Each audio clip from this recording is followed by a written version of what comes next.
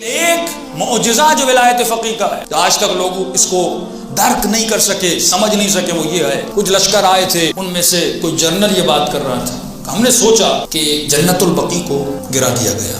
اس زمانے میں کیا مجتہد تھے کہ نہیں تھے؟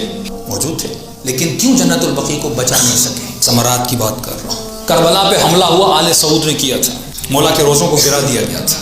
اس وقت مراجے تھے کہ نہیں تھے؟ تھے، لیکن بچا نہیں سکے۔ صدام نے مولا حسین کے روزے پہ حملہ کیا تھا، کئی گولیاں لگی تھی، کیا عراق میں مراجے نہیں تھے؟ تھے، لیکن بچا نہیں سکے۔ اس وقت پاور بھی کم تھا، دشمن کی طاقت بھی کم تھی، لیکن پھر بھی ہمارے روزوں کو گرا دیا۔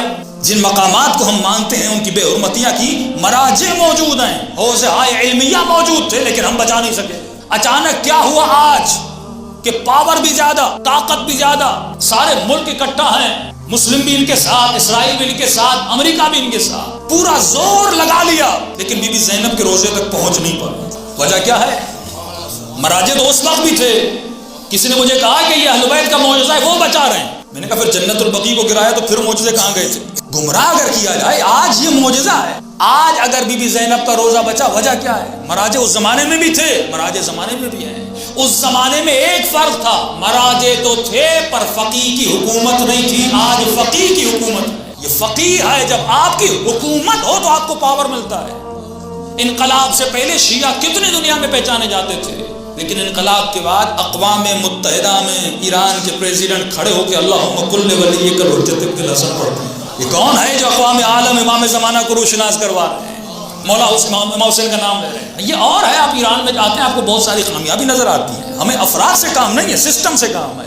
علی بن ابی طالب کی حکومت میں بہت سارے ایسے افراد تھے جو نااہل تھے، لیکن آپ علی کو غلط نہیں کہہ سکتے، اس سسٹم کو غلط نہیں کہہ سکتے۔ یہ ان کا قصور ہے جو اہل بیت کو فالو نہیں کر رہے، یہ ان کا قصور ہے سسٹم کو فالو نہیں کر رہے۔ تو یہ برکتیں ہیں، مکتب اہل بیت بڑا۔ آج دنیا کے جس بھی کونے میں جائیے آپ کو شیعہ ملیں گے۔ افریقہ چلے جائیے، نیروبی چلے جائیے، کینیا چلے جائیے، دارالسلام چلے جائیے، انگلینڈ چلے جائیے، یو کے، آسٹریلیا چلے جائیے۔ وہ کون سا ملک ہے جہاں پہ مکتب اہل بیت کا پیغام نہ پہنچا ہو؟ اور وہ دنیا کی کون سی زبان ہے جہاں پہ مکتب اہل بیت کی ٹرانسلیشن نہ ہوئی ہو؟ یہ کس کی برکتیں ہیں؟ جب آپ کی ایک حکومت نے اتنا کمال کر دیا تو تصور کیجئے جب حکومت امام زمانہ قائم ہوگی تو کائنات میں کتنا پیغام اہل بیت ملے گا۔ تو یہ وہ کمالات تھے جو انقلاب کے بعد، اس تصور کے بعد، اب یہ تصور چاہے عراق میں آتا یا بحرین میں آتا یا ایران میں آتا، کہیں بھی یہ تصور اگر نافذ ہو، حکومت الہی نافذ ہو۔